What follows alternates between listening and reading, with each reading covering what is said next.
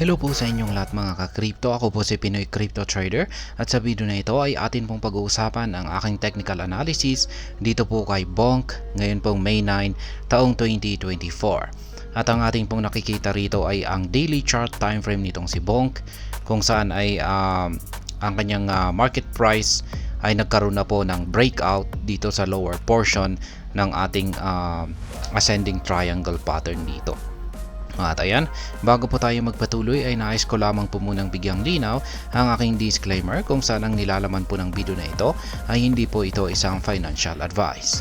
For education and information purposes lamang po ang layunin nito.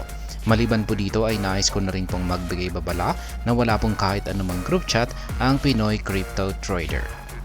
Check po muna natin ang kanyang performance dito kay CoinMarketCap kung saan ay siya po ay umangat ng 1.18% nitong nakalipas na 24 oras at ang kanyang 7-day performance naman po ay umangat din ng 10.04%. Ang kanyang market cap ay umangat po ng 1.18% pero bagya pong bumagsak ang kanyang trading volume ng 0.56%. Ang kanyang official X account naman ay check po natin kung meron po siyang bagong latest na tweet na maaaring makaapekto sa presyo nito. Ayan, the dog say it back. Are you participating in the first ever Bonkathon? Kaya ayan, ito po yung kanilang event ngayon, yung tinatawag nilang Bonkathon. If a person bonks in the woods and no one is around to hear it, did that person actually bonk? Ayan.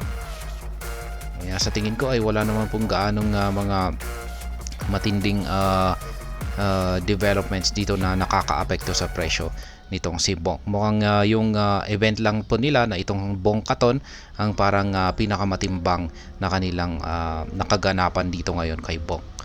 Ngayon ay balikan na po natin ang pagti-technical analysis dito sa daily chart time frame nitong si Bonk. At nitong nakalipas na araw, nitong April 21 ay nagkaroon po tayo ng breakout dito sa kanyang descending channel pattern na binubuo po ng dalawang kulay blue na linya na ito. Ayan, nagkaroon po tayo ng breakout nitong April 21 at dulot po ng breakout na yan ay inaasahan po natin na aangat po si Bonk at ang aking ultimate price target dulot po ng breakout na ito ay aakyatin niya ang presyong 40 digits 4809. Valid pa rin po ito na aking na price target ko po rito kay Bonk dulot po ng bullish breakout natin dito sa kanyang channel pattern na ito. Syempre aakyatin po niya ito pero hindi po kasi magiging madali na magagawa niyang akyatin kaagad yung pinaka price target natin dito sapagkat meron po tayong mga resistance line dito katulad na lamang nito ang 40 digits 2848. Yan, mga hadlang po ito sa pag-angat ni Bonk pero sa bandang huli ay sa aking projection dito ay magagawa po niyang akyatin ang 40 digits 4809. Kaya yan po yung aking mga price target dito. Yung unang price target po natin dito ay ito ang 40 digits 2848 kung saan ay nakapag-take profit na po ako ng 2 beses. Isa po noong April 24 at saka pangalawa naman noong May 4.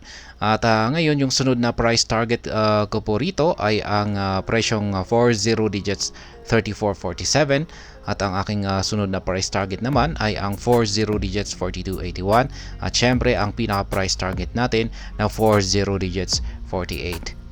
Kaya yan po yung mga price target natin dito. Sa aking pagbabay naman ay meron po akong nakaabang na buy pending order dito sa 40 digits 2140 kung sakaling bumagsak si Bonk sa presyong ito. At meron din po akong nakaabang rito sa presyong 40 digits 1452 kung sakaling nabasag po yung support line natin dito sa 40 digits 2140 at bumagsak po siya rito. Kaya yan, may dalawa po akong nakaabang na buy pending order. At saka yan, nakabili po pala ako nitong mga nakalipas na araw. Dito meron po akong nabili dito na Bonk nung bumagsak po siya nung April 13 sa presyong ito, 40 digits 1452. Kaya yan po yung aking binawasan kung saan ay nag-take profit po ako dito. Ayan, kung saan nakapag-take profit po ako sa mga sa presyong ito.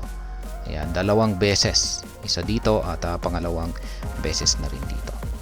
Kaya ayan po yung aking pag-trade dito kay Bonk. At ngayon ay meron pa tayong isang pattern dito. Yung isang ascending triangle pattern po siya.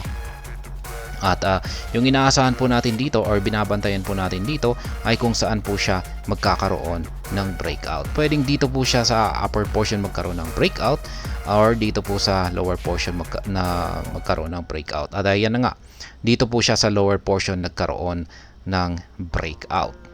At dahil sa breakout na yan ay sa tingin ko ay magkakaroon po muna siya ng retest dito sa kanyang binasag na lower portion ng ating triangle pattern dito.